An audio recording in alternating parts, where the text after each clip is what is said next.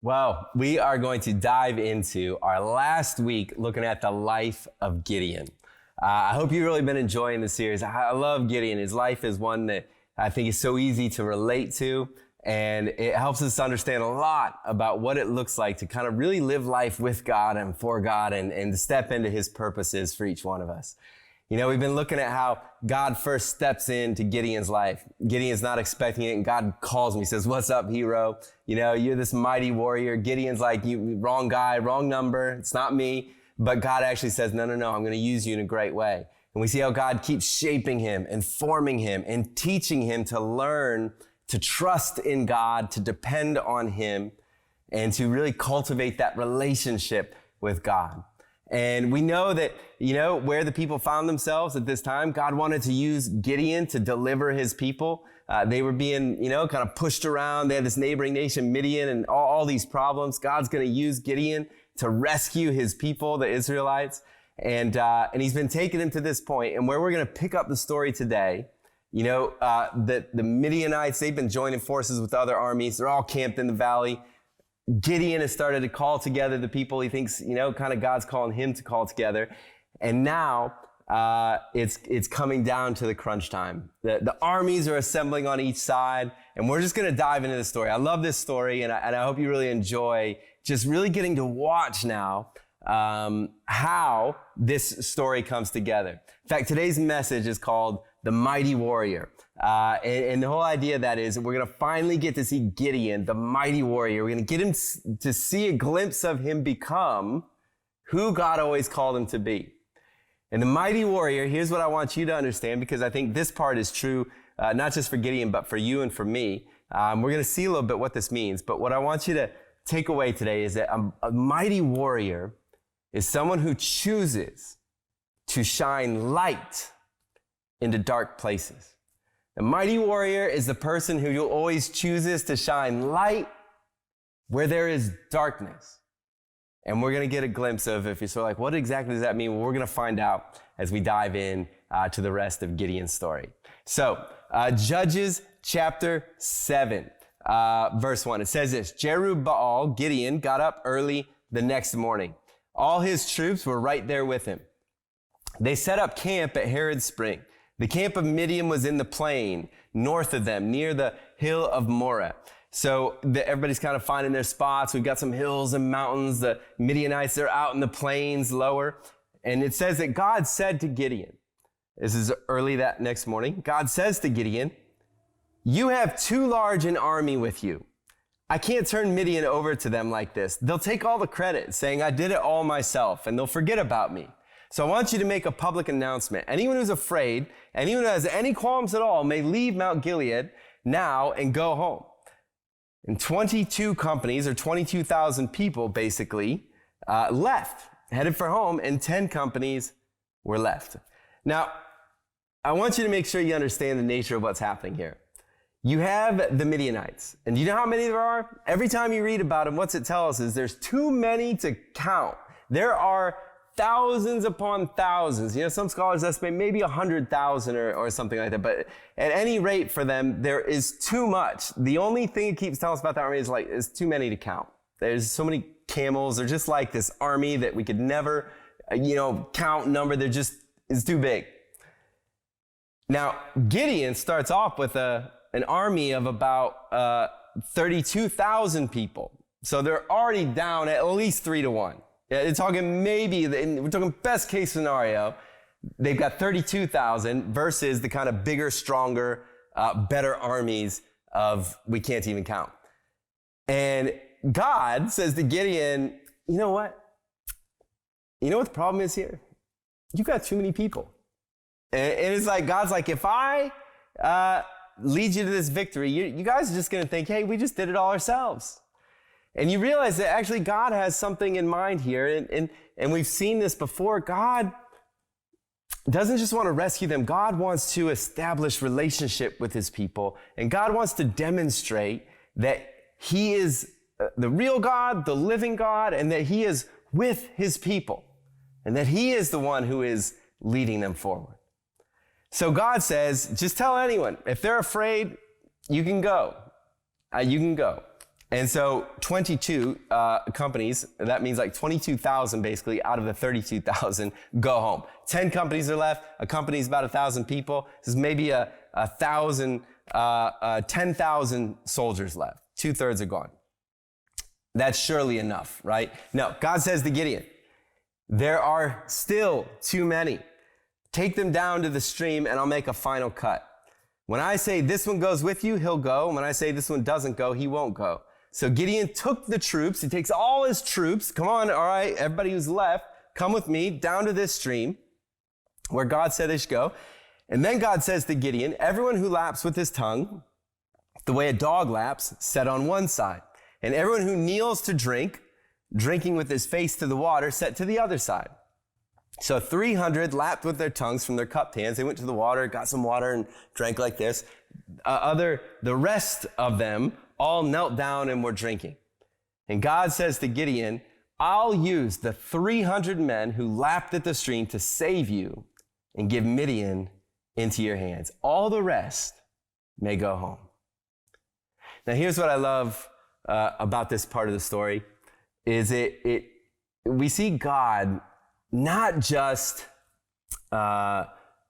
shrinking this army, but shrinking it seemingly to a ridiculously small amount of people. It's like God just wants to stack the odds and stack the odds and stack the odds so hard so that when he does bring about this victory that he's going to bring, it will be clear to everyone that it wasn't by their strength, but it was because God was with them. God is always wanting to reveal himself. He's always wanting to show who he is, demonstrate his character, and demonstrate the fact that we can trust him. Now, in this particular moment, one of the things that you kind of see happen, and I've seen, lots of stuff when you look at why the 300 who drank from the cupped hands, why did they get to stay? You know what? It's possible that no matter what, God just wanted to shrink the army as small as he could, and so he was like, well, it's 300, that's who I'm using. That's what I want to do here. A lot of people think as well, though, that perhaps there was something it demonstrated about those ones, that the ones who drank by cupping it in their hands and drinking like this, that they were displaying something of the kind of soldierly type spirit. They were staying alert. They weren't just going, oh, well, I'm just focused on drinking. They were actually had this sense about them that they were alert and on guard, that there was something about their character that suited them well for this task. One thing that I think is clear that you tend to kind of see from this story, and you see it through Gideon's life, you see it even here in how God reduces down to this 300 people, is you realize that God is able to do more with a few who are faithful than with multitudes who perhaps are not.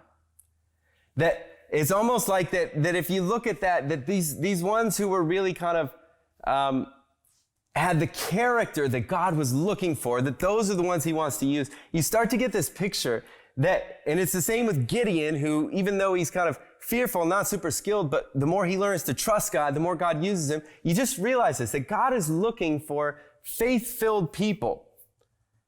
And God can do more sometimes with a few who are full of faith and aligned with his purposes and saying, God, we want to honor you and we want to do what you want to do and how you want to do it. God can do more with even a few people who have great faith. He doesn't need huge numbers. He cuts the army from 32,000 all the way to 300. And it's almost like God's way of saying, I don't need anything from you other than your willingness to be my people, to partner with me, to do the things the way I want to do them and how I want to do them. And God's like, if I just have a small amount committed to me, it's amazing what God can do. When you think about this whole idea of what does it look like to live a heroic life, a big part of what I think God wants us to understand is that it is found, and it always starts, and it's always grounded in choosing to be amongst sometimes the few that go against the crowd and determine that I'm going to live in such a way that my primary focus is to please God. It's where a heroic life is found. Heroic things don't happen when the easy road is chosen. Heroic things don't happen when, by kind of going with the gravitational flow of the crowd. Heroic things happen when we choose to say, God, I will almost, be willing to put myself in incredibly stretching and difficult situations and things that seem too great, to be done. When we put ourselves in those situations, we make way for heroic moments to take place. So verse 8, it says, after Gideon took all the provisions and trumpets, he sent all the Israelites home, and he took up his position with the 300. And the camp of Midian stretched out below him in the valleys. Now imagine this, they're kind of up high. The camp of Midian's all down in the valley.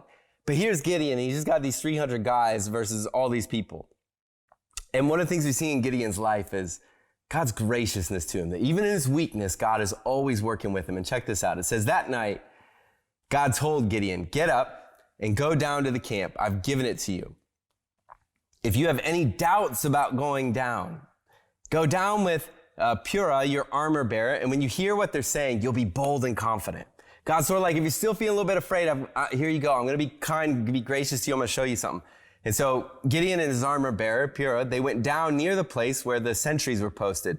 Midian and Amalek and all the Easterners are spread out in the plain like a swarm of locusts. They're camels, past counting, like grains of sand on the seashore. That's how big that army is. And imagine Gideon, he's just like, I just got 300 people.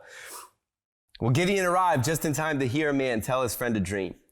He said, I had this dream. A loaf of barley bread tumbled into the Midianite camp. It came to the tent. It hit so hard it collapsed. The tent fell. And his friend said, this has to be the sword of Gideon, son of Joash, the Israelite. God has turned Midian, the whole camp, over to him.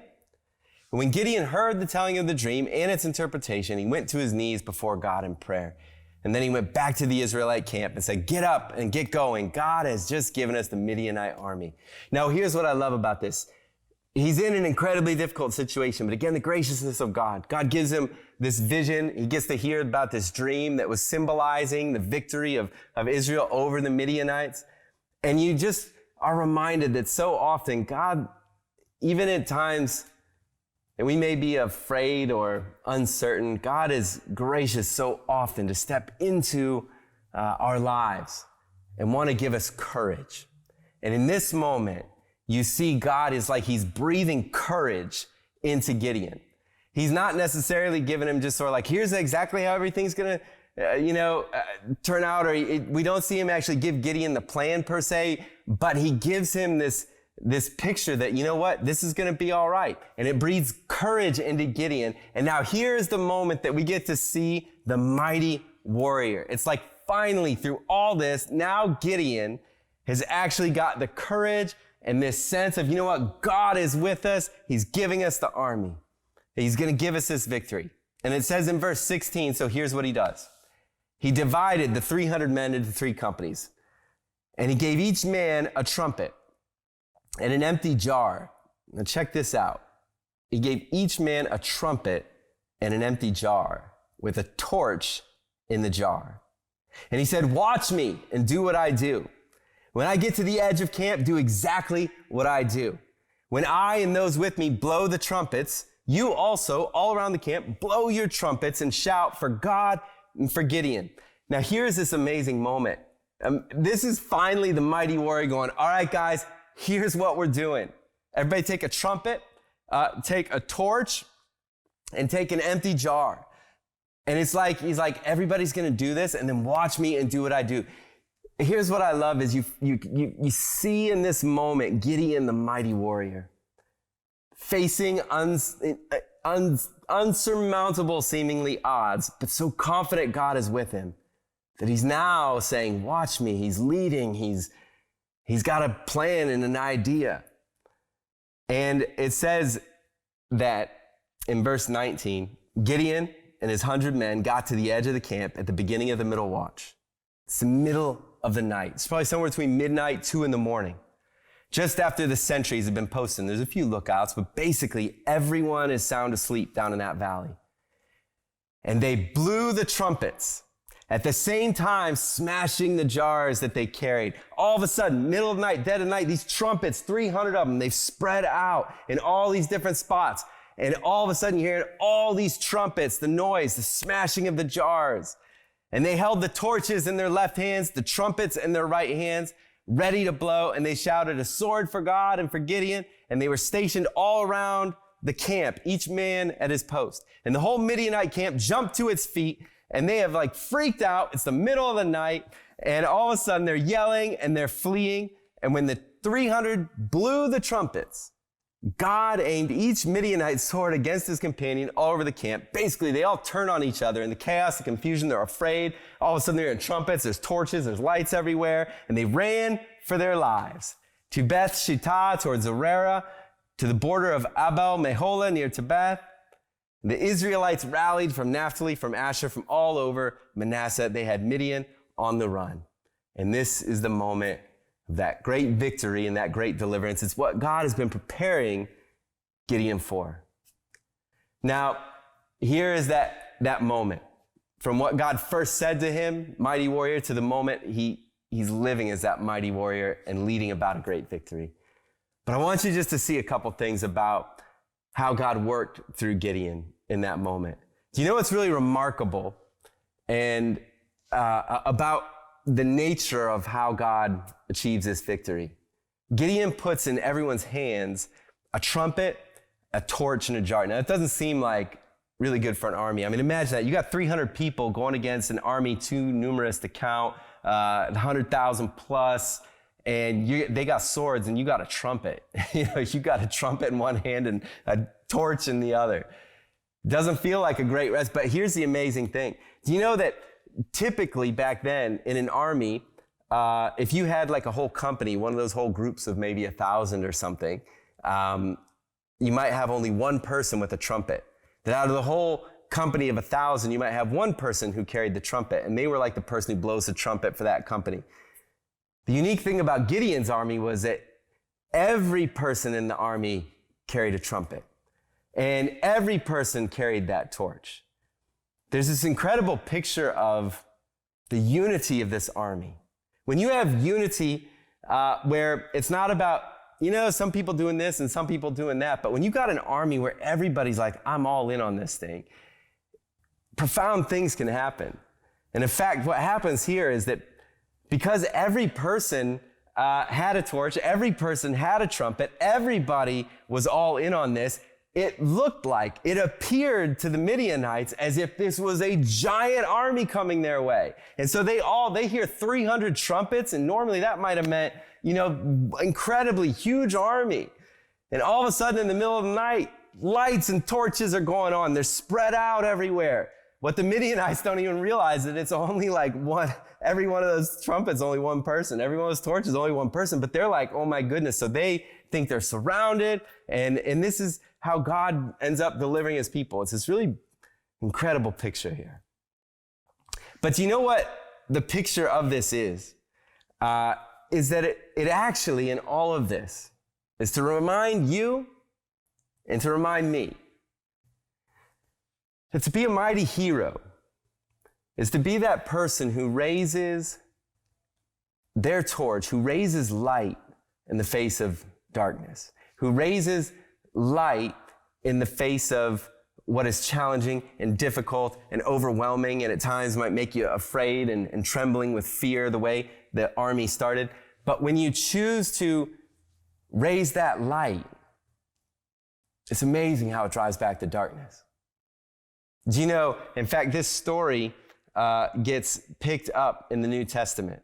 And Paul in 2 Corinthians 4, he writes this, and Paul would have grown up memorizing this story. He knew it by heart. He knew this story so well. And when he begins to think about the purpose of a church, he's writing a letter to a church, and he's trying to help them understand their purpose as a church. And this is what I hope we get today. Do you know today is Hub Sunday, and we are meeting as a church. We are scattered right now in 7 different places right here in Perth. And we're scattered in even other places wherever different people you're watching this from. And in every one of those places, when each one of us chooses to live a life that shines the light of Christ, what I hope we understand is that when each one of us take up our own torch, when we take up our own trumpet, when we choose to shine that light, That is how God works out his purposes in this world. It's how he drives back the darkness when we choose to carry the light of Christ. Now, how do I know that? Because this is what Paul writes, trying to say, here's the purpose of a church. He writes this to the Corinthians, and he says in 2 Corinthians 4, verse 5, he says, for what we proclaim is not ourselves, but Jesus Christ is Lord. You know, one of the ways we shine our light is what we proclaim. It's the words we share. It's what we speak out and say. And as followers of Jesus, we don't say, hey, look how great we are. Look what a mighty warrior I am. No, instead we choose to proclaim Christ as Lord. With ourselves, this was Paul writing and saying, in ourselves as your servants for Jesus' sake. Just like Paul was a servant of this church, we're to be servants to people. He says, for God, who said, let light shine out of darkness, has shone in our hearts to give the light of the knowledge of the glory of God in the face of Jesus Christ. Paul says that the same God who spoke, let there be light, and created this world, that for those of us who are followers of Jesus and part of his church, part of the army of love God is building in this world, God has shown that light into our hearts to give us the knowledge of the glory of God in the face of Jesus Christ. So when we got to know who Jesus is, that light, it's like, boom, it's taking up residence in our lives. There's light there.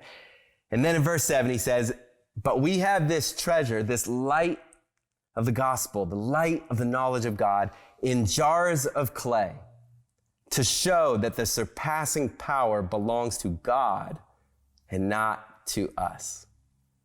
He picks up on the picture of just as Gideon had those torches and jars of clay, Paul says that it's like that. When we get to know Jesus, the light of the gospel, it comes, it's in our hearts, and we carry that light around in the jars of clay. And that's he's saying our bodies are almost like that jar of clay. And our bodies are the container. Our bodies, just like those jars so easily broken in so many ways, it's our weaknesses that allow the light of the gospel to shine through. But what he wants us to understand is that our calling as followers of Jesus is to be the people who go into all the world and shine the light of the gospel. Jesus says, let your light shine before men so they may see your good deeds and praise your Father in heaven. We shine the light by the way we live, living lives of character, living lives of integrity, living lives of love and faith and hope and service. When we live like that, we shine God's light wherever we are. Paul says here, we proclaim, we shine light by the message we proclaim, by proclaiming the good news of the gospel.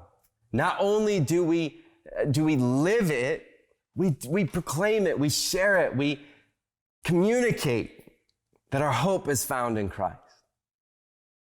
Do you know my encouragement and desire for you and for me, for who we are as a church, is to take up in a renewed way that calling to be those who shine the light of Christ in this world. Do you know, I believe one of the things we can learn in a unique season like the one we've encountered in 2020, it reminds us, even as we scatter today in different places, that it's not about who God calls us to be as his people and as his church. It's not about how many people we could fit in a room at one time. It's about how much of the light of the gospel does each one of us carry in our lives? How are we living lives that demonstrate that we are not perfect. We are jars of clay. We are flawed. We are broken. We are weak. We don't proclaim ourselves, but yet we live lives in such a way that demonstrate the light of love and hope, faith, kindness, compassion. And everywhere we choose to live that way, we shine his light. And even in a world where it feels sometimes like the dark is so strong and the light feels so weak, feels like there's 100,000, in the dark category and, 30 for light. But guess what? When you choose to shine light, light wins every time.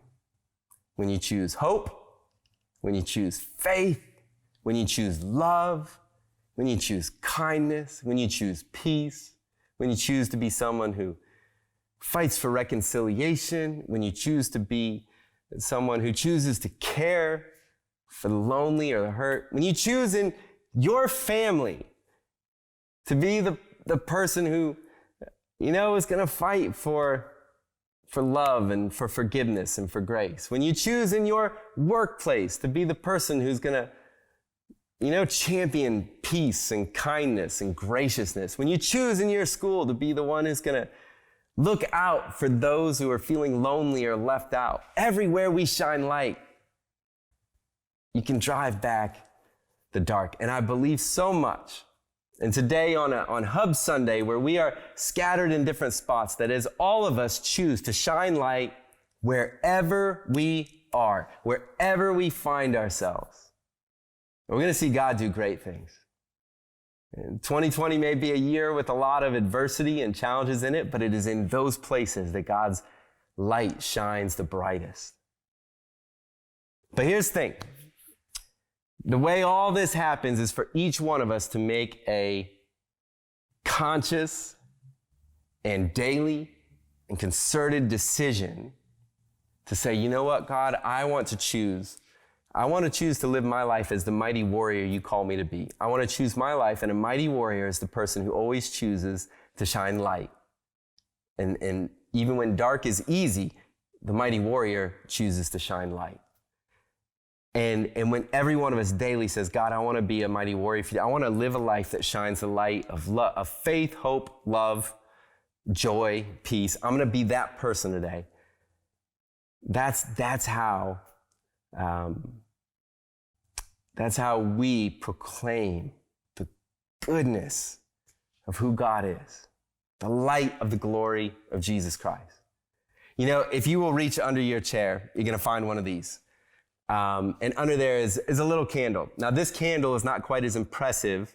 And if you're watching at home, I'm sorry I couldn't get one in your home under your chair. I felt a little too intrusive. As well as we know each other, it just didn't quite feel right. But if you're in one of our hub locations right now, go under your chair and you're going to grab one of these. Now, it's a candle. It's not quite as impressive as a torch that Gideon's men were holding. But here's what I want you to do. I want you to take this candle and just...